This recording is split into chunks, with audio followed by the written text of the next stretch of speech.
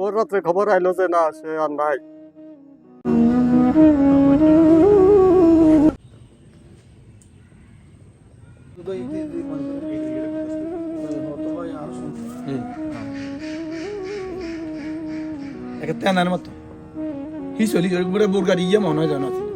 জানি যখন আমরা ঘরের ভিতরে ছিলাম আর একটা আওয়াজ হয়েছে ও নারকেল সুপারি ইয়া ইয়ের বাগ্যা কাটে দিলে একটা আওয়াজ হয় না, ওরকম আওয়াজ হয়েছে। পরে আমরা বাড়ি এসেছি, বাড়ি এদিক সেদিক চাইছি, আমরা কিছু দেখি না। পরে এমির দিকে আইসি, এমির দিকে আই দেখছি ওই গাছতলে এই মানে ফইরা রয়েছে আর ক্যাংরাইতে আছে, মানে কুয়ানি ক্যাংরাই দিয়ে আছে আর ক্যাংরাইতে আছে।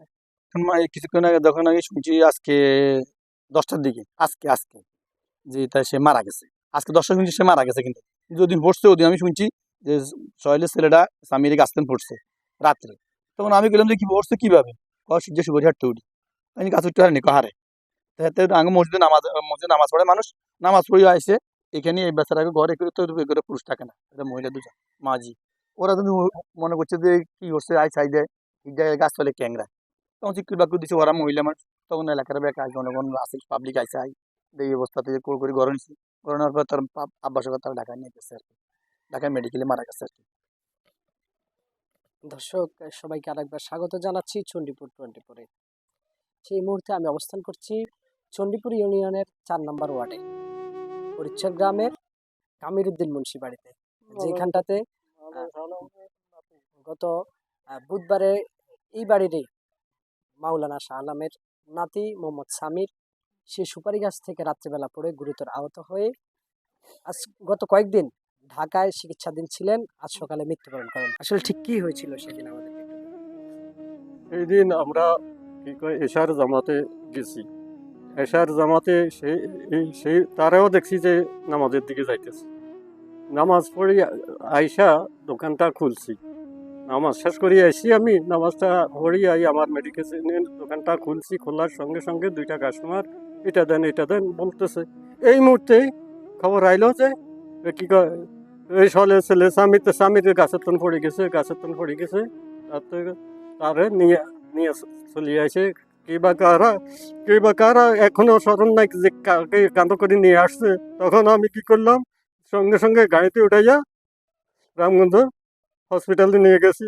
হসপিটালে নেওয়ার পরে ওনারা দেখা তাগাদা করে একটা ইঞ্জেকশন দিয়ে বললো যে এই মুহূর্তে আপনারা ঢাকায় প্রেরণ করেন, বড় হসপিটালে প্রেরণ করেন। আমি যে 2-4 ঘন্টা সময় লাগে যে ইঞ্জেকশন দিয়েছি এই টাইমের ভিতরে আপনারা যাইতে হইব। তো সঙ্গে সঙ্গে আর দেরি না করিয়ে ওখানে অ্যাম্বুলেন্স যাওয়া দাঁড়ানো তো অবস্থা ছিল, তাদের সঙ্গে কন্ট্যাক্ট করে অ্যাম্বুলেন্স নিয়ে সঙ্গে সঙ্গে চলে যাই। যাইয়া সেখানে সঙ্গে সঙ্গে ভর্তি করাই বলে এই জরুরি বিভাগে। এই আমি তখন থেকে দৌড়াদৌড়ি আর অবশ্য এই অবস্থাতে আছি তাকে নিয়ে।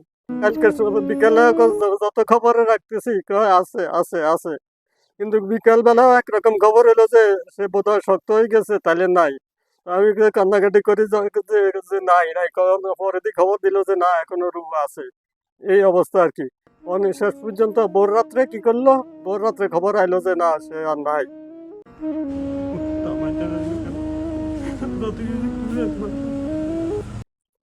সুপারি গাছ কেড়ে নিল একটি কিশোরের প্রাণ।